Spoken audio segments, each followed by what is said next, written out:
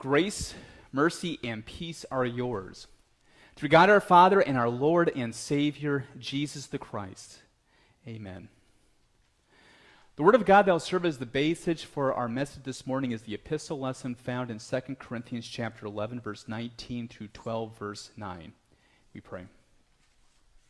May the words of my mouth and the meditations of our hearts be pleasing and acceptable in your sight, O Lord. You are our rock and our Redeemer. Amen. Dear brothers and sisters in Christ, I know that many of you here in our congregation have green thumbs. You love gardens, you love flowers, you love plants, and you're very rightfully proud of the gardens that you have meticulously cared for and created over the years. And many of you have shown them to me with very rightful pride.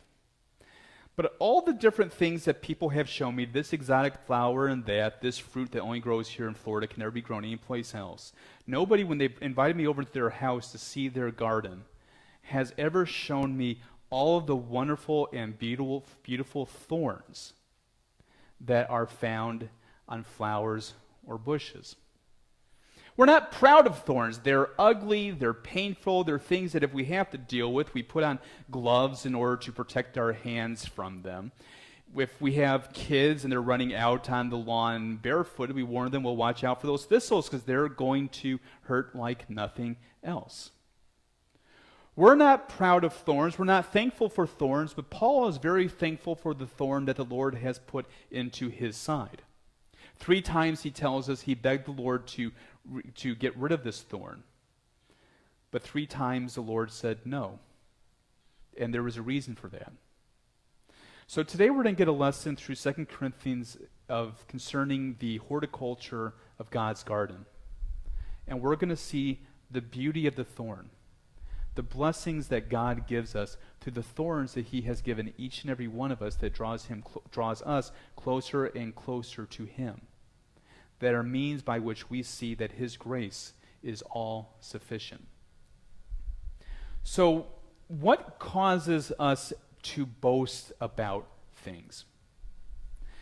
You don't have to think all that hard about that. We like to boast about things that are successful. When a corporation boasts about its earnings, it doesn't talk about its losses. It talks about the massive record earnings they've had over the last quarter. Companies don't like to talk about the number of jobs that they have cut out of necessity over the last quarter. Instead, again, it's those massive earnings and all the profits that they've been generating. We don't like to talk about the ways that we have failed as fathers or mothers or friends, aunts and uncles or what have you. We like to talk about the ways in which we have helped cultivate a child so that person is a productive member of society. Football teams don't like to boast about, like the Detroit Lions' perfect season in 2008 where they went 0-16. No, you like to talk about the other sort of perfect, where you go 16-0, where you have Super Bowl rings galore, where you have Tom Brady as your quarterback. These are the things that we like to boast about, successes, not failures, not miseries, not all the hardships that you and I and corporations and companies and teams and whatnot have experienced over the courses of their life. We like to boast about successes. But that's not what Paul does here. Paul has this beautiful section right towards the end of 2 Corinthians where he even admits that, I'm kind of talking like a madman here. I'm kind of talking crazy. And that's why I was reading it so quickly during the epistle reading, not just to get through it because we're kind of crunched for time, but because there's a way in which he's just kind of screaming through that section where he's saying, look at all the things I have undergone.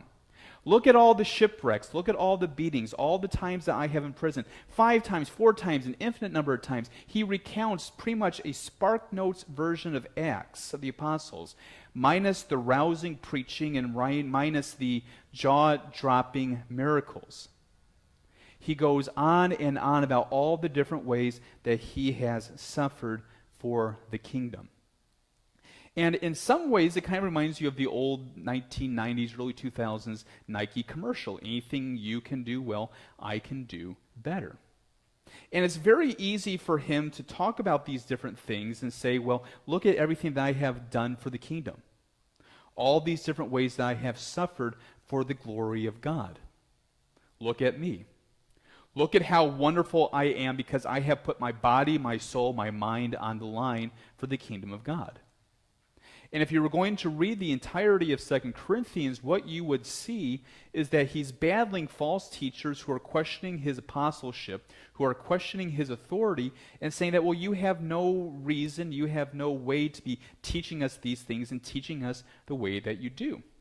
And so it can be very easy for Paul then to be saying, well, look at everything that I've done. How can you say that I have no authority? How can you say that I am not an apostle of the Lord? And yet I have sacrificed so much for the cause.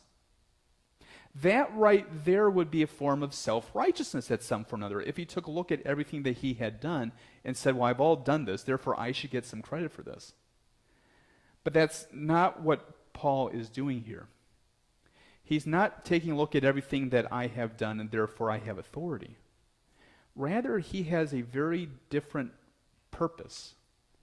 What Paul is doing here is that he is completely reconceptualizing what success looks like and what strength looks like. There's a way in which we can talk about suffering that leads ultimately to self-righteousness. So, for example, if you have had a whole bunch of different hurdles, let's say that you are a runner, and you talk about all the pain that you have gone through. You talk about how you fell, you broke your leg, you went through rehab. And then you rehabbed, and you started running a 5K, then you did a 10K, then you made a half marathon, and finally you got to the marathon. That's a wonderful story of overcoming suffering through your own strength, so that then you can receive that medal. The same thing when it comes to the Olympics. I know that the current Winter Olympics has some of the worst ratings on record, but nevertheless, when I used to watch the Olympics, one of the things that I have noticed that the announcers are talking about all the different things that those athletes, the skaters, the hockey players, the curling people from Canada and everybody else, all the things that they have gone through in order to reach the Olympics, the paragon, the pinnacle of athletic competition. And then when that person receives that gold medal, wow, how strong is that person from having overcome trials and adversities to get to this place where the entire world is recognizing their greatness? We can sometimes fall into the exact same thing. We take a look at our lives and see all the different ways in which, well, we have overcome adversity, how we have overcome physical pain, how we have overcome mental trauma, how we have overcome various roadblocks that have been placed into our lives, all the different sacrifices that you and I have made that maybe nobody except our closest family and friends know about. And we can point to those things at the throne of God saying, you know what, I'm a really good Christian because I have sacrificed. I have done all these things, and that somehow earns my salvation. That earns blessings in the kingdom of heaven. But that's absolutely the exact opposite of what the Apostle Paul here is doing. He's not giving us a litany of hardships to prove what a wonderful Christian he is. Rather, he's doing so in order to show where true strength comes from. And that's what he says here when he talks about how all the different sufferings he has received at the hands of the Jews, how he has received the 40 lashes minus one. 3 times I have been beaten with rods. Once I was stoned. 3 times I was shipwrecked. A night and a day I was adrift at sea. On frequent journeys and dangers from rivers, dangers from robbers, dangers from my own people, dangers from Gentiles, danger in the city, danger in weakness, wilderness, danger at sea. And he keeps on going. Who is weak and I am not weak, he ends. Who is made to fall, and I am not indignant. What he's doing here, what Paul is doing, is showing how truly weak he is. How those experiences, one after another, cause him all sorts of pain, all sorts of trial, all sorts of adversity. And yet it was not he who overcame, but rather it was God. Verse 30 of our text in chapter 11. If I must boast, I will boast of the things that show my weakness. Now, why would he boast of his weaknesses? That's, again, something that nobody would do. Nobody talks about how I can barely lift this 5-pound iron. Nobody boasts about the fact that they need to use a walker or a cane to get from point A to point B. Nobody boasts about the fact that, well, I went to the grocery store and I had to ask the grocery man to help me get that thing on the very highest rang there. Those are not things that we tend to boast about because we like to boast about successes, about strengths. But what Paul understands here is that when we are weakest, we are strongest. When we are weakest, that's where we see Christ. That's where Christ ultimately meets us. And that's where we receive power from God. Verse 1, he talks about, I must go on boasting. Though there is nothing to be gained from it, I will go on to talk about visions and revelations of the Lord. I know a man in Christ who 14 years ago was caught up into the third heaven, whether in the body or out of the body, I do not know. God knows. And I know that this man was caught up into paradise, whether in the body or out of the body. I do not know. God knows. And he heard things that cannot be told, which man may not utter. On behalf of this man I will boast, but not on my own behalf I will boast, except of this weakness. And here a lot of scholars think that Paul is talking about himself, kind of like when we say that, well, I have a friend who has a question. Well, here it might be Paul that's kind of talking about some of his revelatory experiences. And he talks about how he was brought up into the third heaven and how he had marvelous revelations from God. And therefore, God gave him something. God gave him a thorn. Now, what that thorn is, we don't know. Some scholars think that it was a health challenge. Other scholars think that, well, perhaps it was the fact that he couldn't see all that well, as is exhibited in some of the epistles, where he says, I write with my own hand very largely, so that he couldn't necessarily see what was in front of him. But what that thorn was something that ached him. Something that caused him great pain. So great a pain that 3 times he pled with God, please remove this from me. And 3 times God said no. And it's interesting why God told him no. He said, my grace is sufficient for you, for my power is made perfect in weakness. In our weakness, we find God's strength. In our helplessness is God's unfathomable saving power. Paradoxically, our weakness is our strength because that's where God reveals himself and he gives us grace upon grace. God is strongest when it seems as though he is at his weakest. And that's the lesson of the cross. When Jesus was up there on the cross, it seemed as though history was at its very darkest moment. Sin was victorious. God was dying. He was rejected by those that he came to save. He was condemned for crimes that he did not commit. And he was tortured in the most humiliating and painful manner possible in the Roman world. A ministry that had been marked with great preaching, with wonderful miracles, with transformed lives, with epiphanies of divinity. All those things came to a stunning, jerking halt at the cross. And that's what it must have seemed like to disciples who, with one exception, fled as far away as they possibly could from Jesus to save themselves from what seemed as though was an enveloping catastrophe. God was outstretched there, dying on the cross, seeming in the weakest state possible, yet it was in that weakness that he was strongest. On that cross, Christ was weakened physically through the torturous crucifixion and spiritually as he was abandoned by his Father. But on that cross was God's strength and power, because on that cross was sin being crucified, the devil was defeated, and salvation was won for you and me. On that cross, our souls were ripped from the devil's possession and accusation when God died on that cross. In weakness, there God is God's strength, and in our weakness lies that salvation that comes through Christ.